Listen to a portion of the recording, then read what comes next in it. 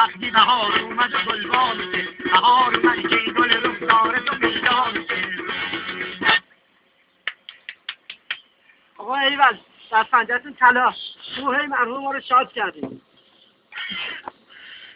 همین داداش اینم که دادم هدیه است، دستمزد نیست. با من میشه رو هنر قیمت گذاشت.